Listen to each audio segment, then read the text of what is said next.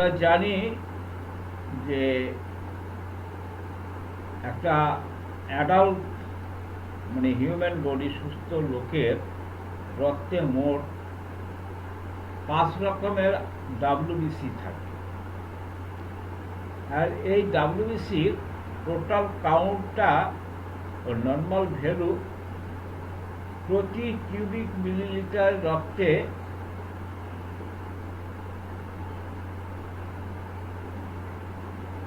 4 থেকে 11,000 পর্যন্ত থাকে। 4 থেকে 11,000 পর্যন্ত থাকে। এবার বিভিন্ন বয়সে কিন্তু বিভিন্ন রকম। এই যে টোটাল ভ্যালু অর্থাৎ টোটাল কাউন্ট আমরা সংক্ষেপে যদি বলি টিসি, এই টিসিটা এবং এর যে নর্মাল ভ্যালু, এই নর্মাল ভ্যালুটা অ্যাডাল্টে থাকে 4 থেকে 11,000। এবার ভ্যারি করে, এই বিষয়টা ভ্যারি করে বিভিন্ন বয়সের ক্ষেত্রে।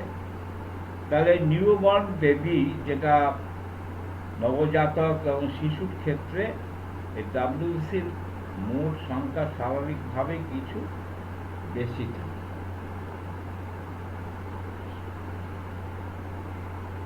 একেবারে শিশু টিসি অর্থাৎ টোটাল কাউন্ট থাকে হচ্ছে 12,000 থেকে 12,500। অর্থাৎ নিউবর্ন বেবির কিন্তু একটু বেশি থাকবে, তার থাকবে 12,000 থেকে 12,500। আর 4 থেকে 7 বছরের শিশু থাকবে এই টিসি বা টোটাল কাউন্ট যেটা থাকবে 10,000 থেকে 11,000।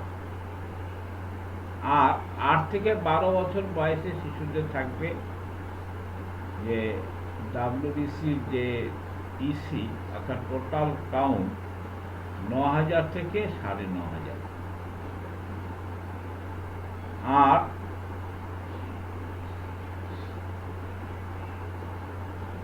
সদ্যজাত শিশুর প্রথম দিন একদম যেদিন তার জন্ম হলো, সেই প্রথম দিন তার রক্তে এই সংখ্যাটা থাকবে 18,000।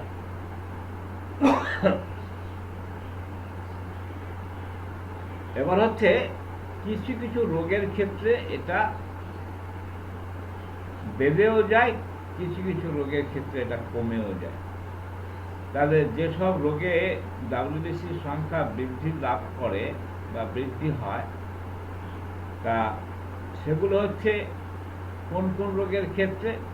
যখন দেহে কোনো ইনফেকশন হলে, কতগুলো অ্যাকিউট ইনফেকশন ডিজিজ, যেমন বসন্ত, ডিপথেরিয়া, হুপিং কাশি, তারপরে হচ্ছে কলেরা, এই সমস্ত রোগের ক্ষেত্রে, অথবা পাইরোজেনিক ইনফেকশন। পাইরোজেনিক ইনফেকশন বলতে যে ইনফেকশনে পুজ জমে, পুজযুক্ত প্রদাহ, পুজ জন্মেলে সেখানে একটা ইরিটেশন হয়, প্রদাহ হয়। সেপ্টিসিমিয়া, তারপরে পাইজেনিমিয়া, রিউমেটিক ফিভার, তারপরে হচ্ছে ব্যাকটেরিয়াল এন্ডোকার্ডাইটিস, পেরিকার্ডাইটিস, তারপরে হচ্ছে প্লুরোসি অর্থাৎ প্লুরার যে জল জমাটা, ব্রঙ্কাইটিস, ব্রঙ্কোনিউমোনিয়া, নিউমোনিয়া, ইভিসিপেগাস, তারপরে হচ্ছে meningitis, acute myocardial infection, syphilis, gonorrhoea, এই সমস্ত রোগের ক্ষেত্রে তার একটা বৃদ্ধি পায়। এছাড়া ম্যালিগন্যান্ট গ্রোথ যেখানে হয়, বিশেষ করে যেখানে হাড়, মজ্জা, লিভার পরিপাক ক্রিয়া ব্যাহত হয়, নারী দ্রুত ক্রমবর্ধমান গ্রোথ, ট্রপিক্যাল ইউসিনোফিলিয়া, তারপরে লিভার ডিজিজ, হাস্কিন ডিজিজ, লিকোপেনিয়া, এই সমস্ত রোগে আমাদের এই টোটাল কাউন্ট টিসিটা বেড়ে যায়। তাহলে আমরা এই টিসি বেড়ে গেলে আমরা কিন্তু যে আলোচনাটা করলাম সেখানে দেখতে পাচ্ছি অসংখ্য রোগের একটা ইন্ডিকেশন দেয়। তাহলে আমরা অ্যাট এ গ্লান্স এই যে টোটাল কাউন্ট বেড়ে যাওয়ার ফলে কিন্তু আমরা একটা দুটো রোগ নিয়ে ধারণা করতে পারি না, অনেক কিছু রোগের ইন্ডিকেশন দেয়। তাহলে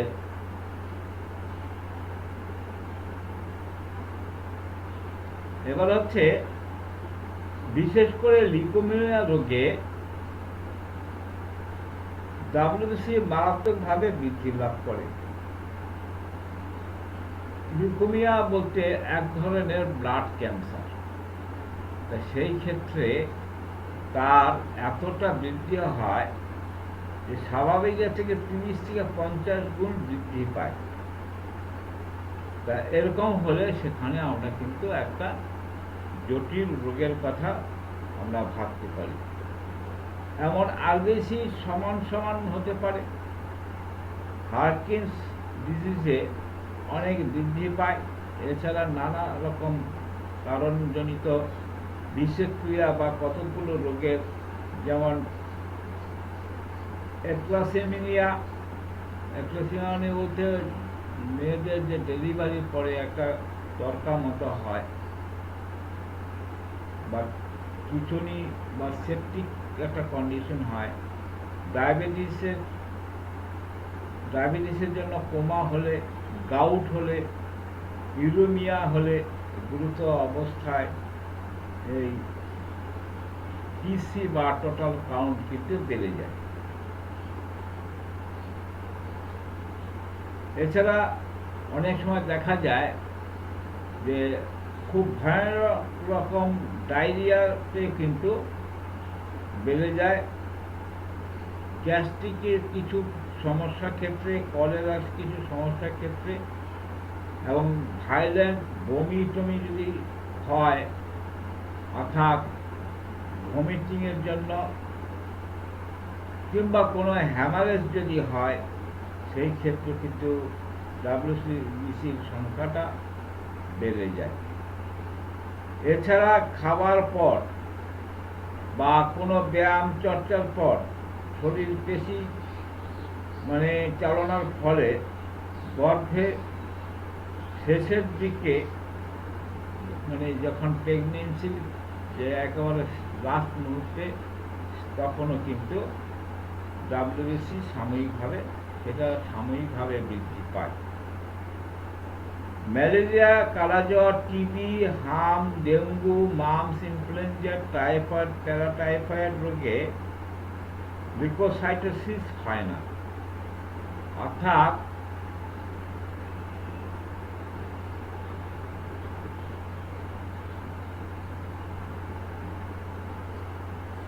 ম্যালেরিয়া, কালাজ্বর, টিবি, হাম, dengue, mum's, influenza, typhoid, paratyphoid, এই সমস্ত রোগে কিন্তু লিউকোসাইটোসিস হয় না, অর্থাৎ এই যে টিসি যেটা আমরা টোটাল কাউন্ট বলছি, সেই টিসিটা বাড়ে না।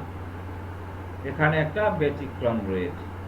তবে যদি এই সব রোগের উপসর্গ হিসাবে কোনো ইনফ্লামেশন হয়, এই যে রোগগুলোর কথা আমরা বললাম, ম্যালেরিয়া, কালাজ্বর, টিবি, হাম, dengue, mum's, influenza, typhoid, paratyphoid, এই সমস্ত রোগে যদি কখনো কোনো ইনফ্লামেশন হয়, কোনো ইরিটেশন হয়, বা পাস ফর্মেশন করে পুষ সৃষ্টি হয়, তবে কিন্তু লিউকোসাইটোসিস হবে। তাহলে আমরা কোন কোন ক্ষেত্রে লিউকোসাইটোসিস হয় না? লিউকোসাইটোসিস কথা মানে হচ্ছে WBCর কাউন্টটা বেড়ে যায় না। কোন কোন রোগের ক্ষেত্রে? ম্যালেরিয়ার ক্ষেত্রে ডাব্লিউবিসি বাড়ে না, কালাজ্বরের ক্ষেত্রে বাড়ে না, টিবির ক্ষেত্রে বাড়ে না, হাম হলে বাড়ে না, ডেঙ্গু হলে বাড়ে না, মাম্পস হলে বাড়ে না, ইনফ্লুয়েঞ্জা হলে বাড়ে না, টাইফয়েড প্যারাটাইফয়েডের ক্ষেত্রেও বাড়ে না। কিন্তু এই রোগগুলোর ক্ষেত্রে যদি কখনো কোনো কারণেই ইনফ্লামেশন যদি হয়, সেখানে যদি পুঁজ জমে, তাহলে কিন্তু ডাব্লিউবিসিটা বেড়ে যায়। এই সমস্ত কারণ অনুসারে দেখা যাচ্ছে যে অনেক সময় অনেক ধরনের ইনফেকশাস ডিজিজ এ ডাব্লিউবিসির সংখ্যা বাড়ে। তবে এই সব ধরনের ইনফেকশন সব প্রকারের ডাব্লিউবিসির সংখ্যা বাড়ে না। আমরা আগেই বলেছিলাম যে ডাব্লিউবিসি মানে ভ্যারাইটিস হচ্ছে 5 রকমের, তাদের সব ক্ষেত্রে কিন্তু বাড়ে না। অধিকাংশ ব্যাকটেরিয়া ইনফেকশন বা লিউকোসাইটোসিস দেখা যায় মূলে নিউট্রোফিলস বৃদ্ধির প্রধান প্রাধান্য পেয়ে থাকে। আর যেসব ক্ষেত্রে বা যেই সমস্ত রোগে ডাব্লিউবিসির সংখ্যা স্বাভাবিক অপেক্ষা কমে যায়, আমরা আগে এতক্ষণ ধরে যে আলোচনাটা করেছিলাম হচ্ছে এই সমস্ত রোগে বৃদ্ধি পায়, তাহলে কিছু কিছু ক্ষেত্রে কিন্তু এটা কমে যায়। কোন কোন সময় কমে যায়? সেটা হচ্ছে লিউকোপিনিয়া, তা হচ্ছে টাইফয়েড, প্যারাটাইফয়েড, ব্যাসিলারি ডিসেন্ট্রি।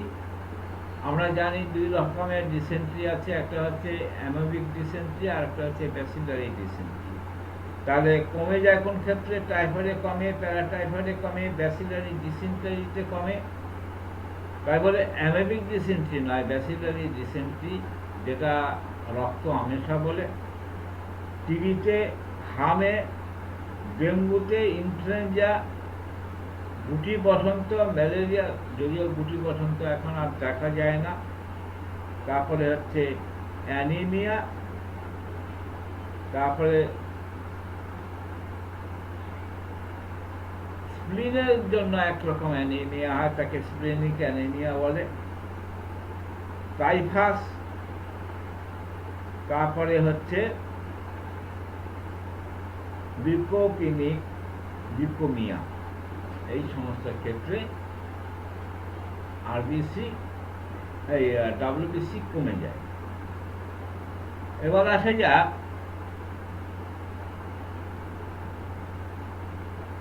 এছাড়া দীর্ঘদিন ধরে প্রায় না খেয়ে থাকলে সেখানেও কিন্তু ডাব্লিউবিসি কমে যায়। অর্থাৎ লং টাইম ফাস্টিং এর জন্য কিন্তু অনেক সময় ডাব্লিউবিসি কমে যায়।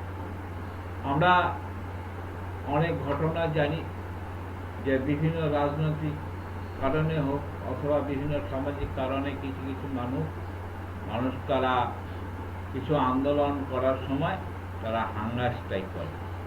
তাই হাঙ্গার স্ট্রাইকের সময় কিন্তু তাদের ডাব্লিউবিসি যে টোটাল কাউন্ট সেটা কিন্তু কমে যায়।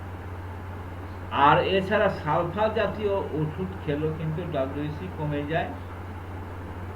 আর এছাড়া আর্সেনিক, সীসা, পারদ এই সমস্ত পয়জনিংয়ের জন্য এক্স-রে এবং রেডিয়াম রশ্মি গায়ে লাগলেও অনেক সময় ডাব্লিউবিসি কমে যায়। হাম, ডেঙ্গু, গুটি বসন্ত প্রথম দিকে লিউকোপিনিয়া হয়। লিউকোপিনিয়া অধিকাংশ ক্ষেত্রে গ্র্যানুলার বা গ্র্যানুলোসাইট শ্বেতকণিকার সংখ্যা কমে যায়। তা এই হচ্ছে আমাদের সামগ্রিকভাবে যে ডাব্লিউবিসি কখন বাড়ে আর কখন কমে। এইটা যখন আমরা ব্লাড টেস্টে যখন এটা পাবো তখন আমরা মানে স্পেসিফিক্যালি কোনো রোগের কথা বলতে পারবো না, আমরা কিন্তু মোটামুটি একটা ধারণা করতে পারবো যে এই রোগের তার ইন্ডিকেশন দিচ্ছে। তখন আরও আনুষঙ্গিক যে সমস্ত টেস্টগুলো আছে সেই টেস্টগুলো করে আমরা সেই রোগ সম্বন্ধে কনফার্ম হব। তা আমরা সেই রোগ সম্বন্ধে কনফার্ম হব। এবার হচ্ছে যে আমরা আগের দিনও আলোচনা করেছিলাম যে বিইং এ হোমিওপ্যাথ আমরা কেন প্যাথোলজি করি, আমাদের প্যাথোলজি ফাইন্ডিংসটা কী জন্য দরকার হয়। তা আমরা ওষুধটা কীভাবে সিলেক্ট করি, আমাদের যে ডিউটি সেটা হচ্ছে আমরা প্রথমে কেস হিস্ট্রি নেই, কেস হিস্ট্রি নিয়ে আমরা তার এভ্যালুয়েশনটা করি। তা এভ্যালুয়েশন করে আমরা সেখানে খুঁজে বেড়াই কি আমরা ব্যক্তি স্বাতন্ত্রীকরণ করতে চাই, অর্থাৎ ব্যক্তি স্বাতন্ত্রীকরণ করে আমরা বিভিন্ন রকম ডিফারেন্স বের করব, করে আমরা সেখানে এই যে ব্যক্তি স্বাতন্ত্রীকরণ করে আমরা কিছু আনকমন পিকুলার সিমটমস খুঁজে বের করার চেষ্টা করি। তা আমরা এই প্যাথোলজি থেকে আমরা কিছু আনকমন সিমটমস পেয়ে যাব। হ্যাঁ, অর্থাৎ প্যাথোলজিটা কি, প্যাথোলজিটা হচ্ছে আমরা আজকে আমাদের ক্লাসে আছে ফিজিওলজিটাও আছে। তাহলে ফিজিওলজিটা হচ্ছে normal function of the body, আর প্যাথোলজিটা হচ্ছে abnormal function of the body. একটা রোগ হলে তার আমরা যে ফাংশনটা নর্মাল অবস্থায় যে ফাংশনটা দেহের মধ্যে যে ফাংশনটা হয় সেই নর্মাল ফাংশনটাকে ফিজিওলজি বলছি। এবার রোগ হলে সেখানে তার ফাংশনের মধ্যে কিছু অ্যাবনর্মালিটি দেখা যায়, তার সেল টিস্যুর কিছু পরিবর্তন ঘটে, তার আনুষঙ্গিক অনেক কিছু পরিবর্তন ঘটে, সেইটার যে ফাংশন অ্যাবনর্মাল যে ফাংশনটা হয় সেই ফাংশনটা নিয়ে আমাদের প্যাথোলজির আলোচনা। তাহলে আমরা প্যাথোলজিটা অ্যাবনর্মালিটি যদি না জানি তাহলে আমরা হোমিওপ্যাথিক ওষুধ নির্বাচনের ক্ষেত্রে কিন্তু আমরা ব্যক্তি স্বাতন্ত্রীকরণটা করতে পারবো না। তা আমাদের যে ব্যক্তি স্বাতন্ত্রীকরণ করে যে হোমিওপ্যাথিক ওষুধ নির্বাচন করতে হয় সেই ব্যাপারে আমাদের প্যাথোলজি একটা সহায়ক।